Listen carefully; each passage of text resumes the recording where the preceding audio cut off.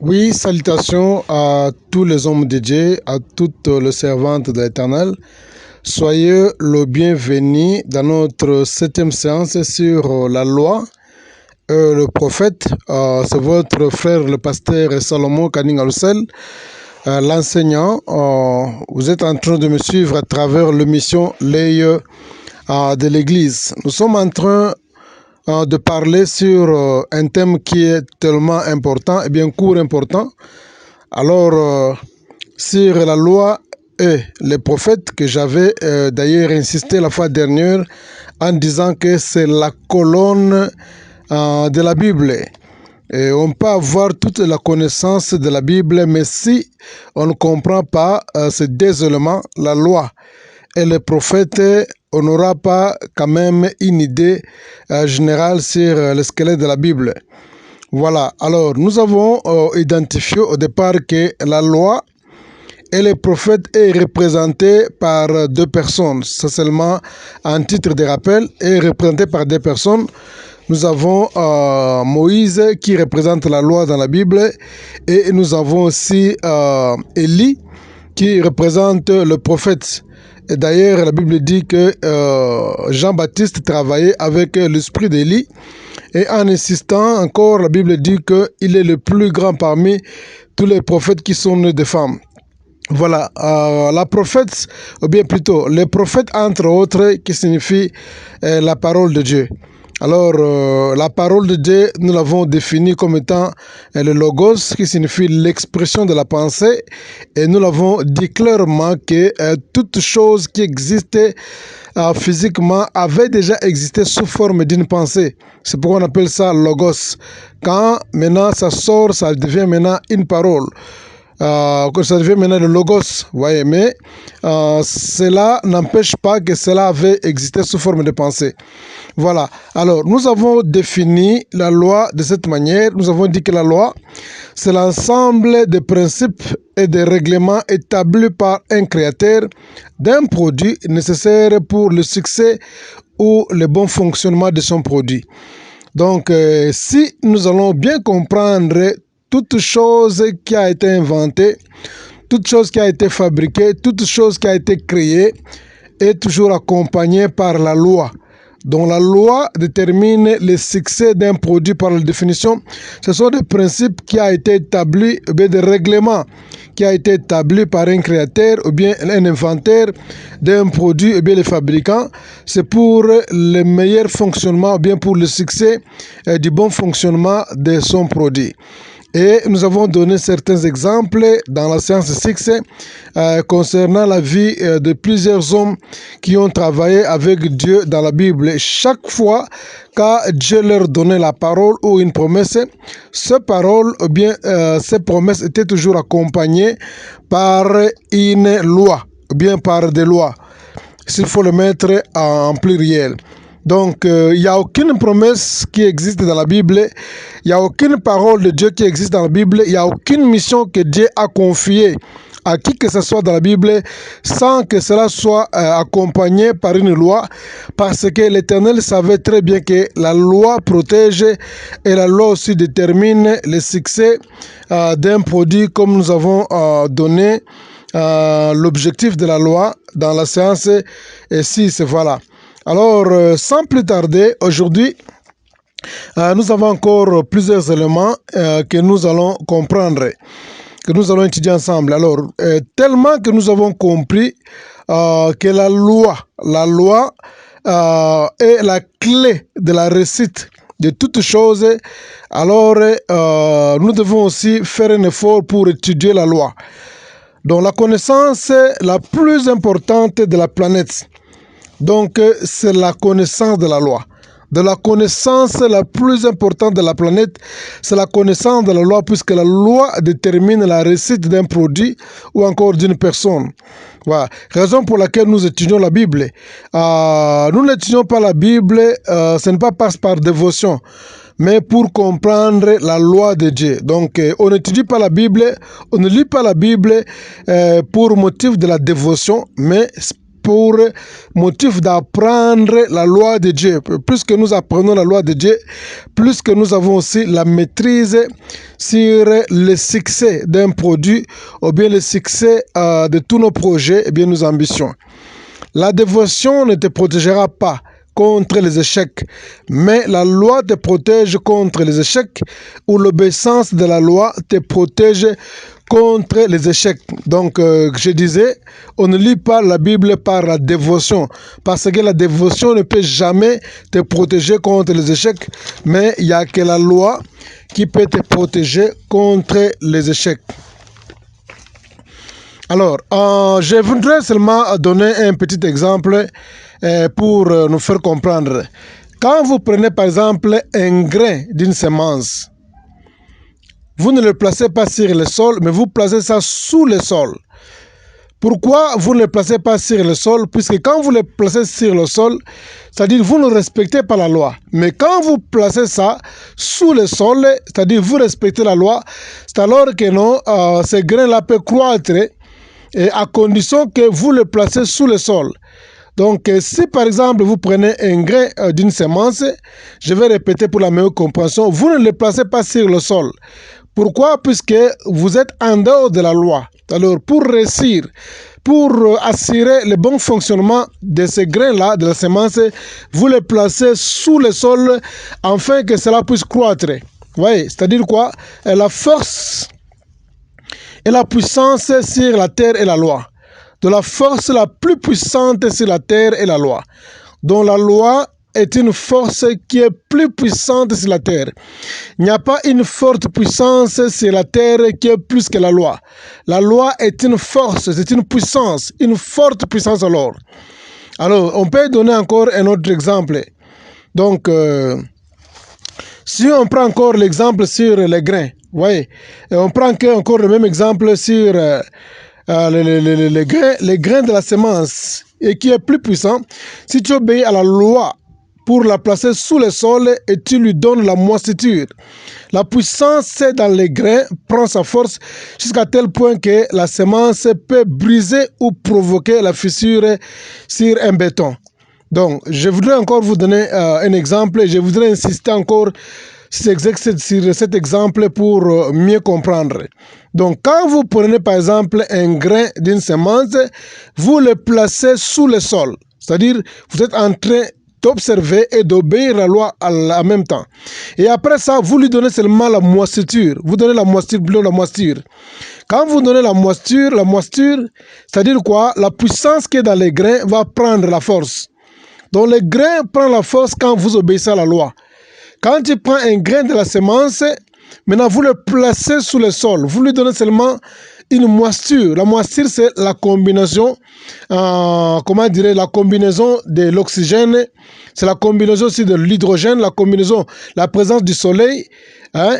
Donc la présence de l'eau, la présence du soleil, et aussi une terre qui est fertile. Ce sont des conditions qui peuvent donner un grain de semence une moisissure. Quand vous lui donnez maintenant une moisissure, maintenant la puissance qui est dans le grain est né avec une puissance. Mais la puissance ne peut jamais se manifester si par exemple vous n'obéissez pas à la loi. Donc nous prenons l'exemple du grain d'une semence pour nous faire voir comment la loi fonctionne.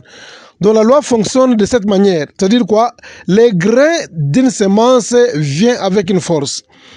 Ça vient avec une puissance. Et cette puissance ne peut se manifester que quand vous le placez sous le sol et vous lui donnez une moisissure. Comme je dis, la moisissure, c'est l'ensemble de la présence de l'eau, l'oxygène, l'hydrogène, encore la présence du soleil. Quand vous lui placez dans de telles conditions, alors que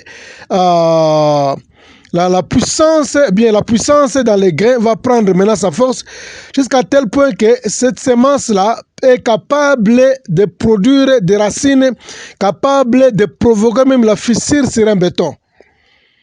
Donc, quand nous avons grandi, on a vu, même aujourd'hui, il y a des places là, tu peux observer, tu vois une semence qui peut briser, qui peut provoquer la fissure sur un béton.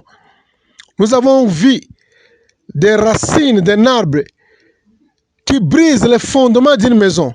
Une maison qui a un fondement en béton, mais on voit une semence qui est capable de provoquer la fissure ou encore de détruire le fondement d'un béton. Pourquoi? Parce que vous l'avez placé dans de telles conditions que la loi exige.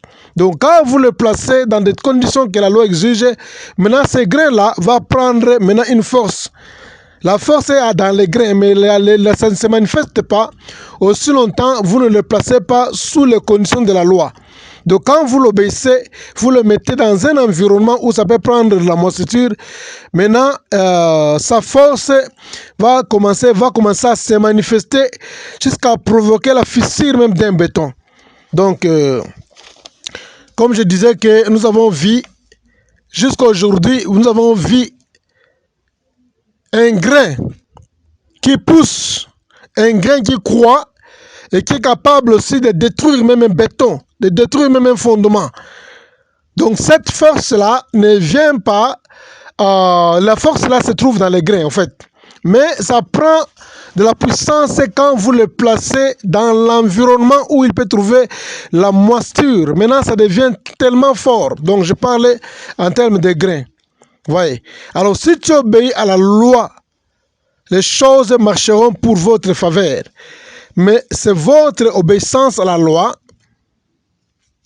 ou bien c'est votre obéissance à la loi qui brise le béton. Mais ce n'est pas votre force ou votre force.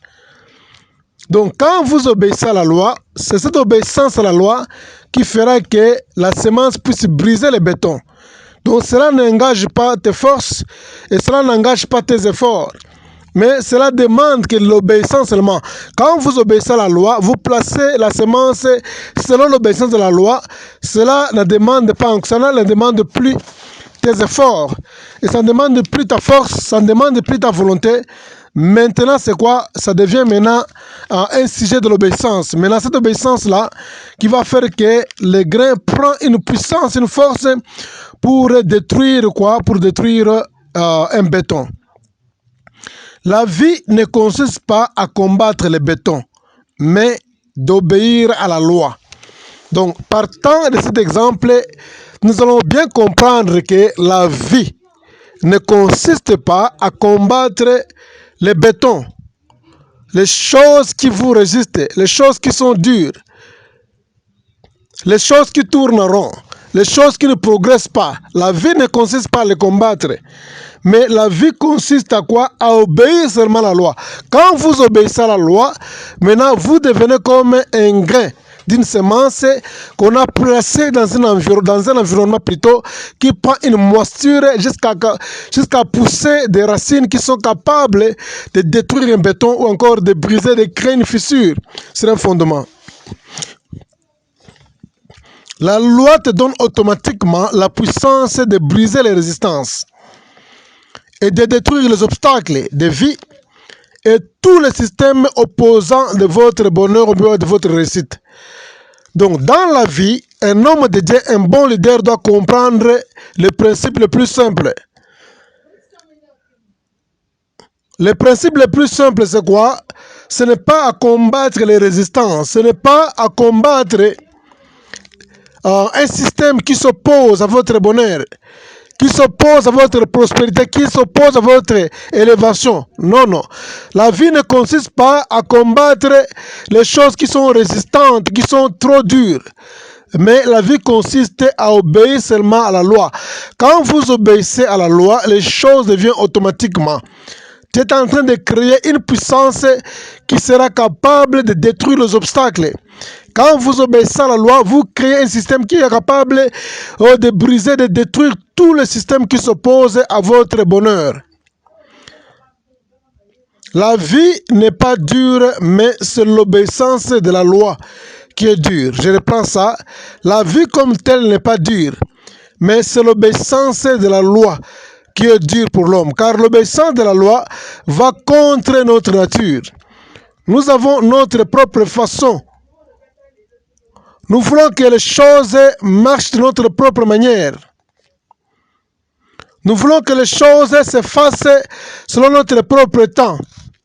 Nous forçons les choses afin que ça puisse fonctionner selon notre propre volonté. C'est pourquoi nous avons toujours échoué. Donc la méthode, tandis qu'elle est simple, seulement d'obéir à la loi. Quand vous obéissez à la loi, et vous allez voir que les choses vont tourner pour votre avantage. Les choses qui sont de béton, les choses qui sont des fondements solides, les choses qui sont comme des résistants, des obstacles deviendront faciles quand vous obéissez à la loi. Alors si par exemple vous allez faire les analyses dans la Bible parmi les hommes qui ont marqué l'histoire avec Dieu dans la Bible, vous allez voir que leur vie consistait à obéir à la loi de Dieu. Quand ils obéissaient à la loi de Dieu, quel que soit les bétons, quels que soient les obstacles, quelles que soient les résistances, les oppositions qui s'élevaient contre leur vie, ils avaient la facilité de briser, de détruire les obstacles. Parce que tout commence par l'obéissance de la loi. La loi est nécessaire dans la création. C'est-à-dire, tu ne peux pas vivre dans cette planète si tu n'obéis pas à la loi de Dieu. Et cela inclut tout le monde, y compris les humains, les plantes, les animaux, et tout doit obéir à la loi. Donc l'obéissance à la loi n'est pas quelque chose qui consiste seulement les hommes. L'obéissance à la loi, c'est quelque chose qui va sur toute la nature, même les animaux, même les poissons, même les plantes doivent obéir à la loi pour s'assurer leur réussite. Dieu a conçu, par exemple, je te donne un exemple. Dieu a conçu les poissons pour qu'ils vivent dans l'eau. Ça, c'est une loi. Si un poisson se déplace dans l'environnement de l'eau, il est en train de désobéir à la loi de la nature que Dieu a placée pour son bon fonctionnement.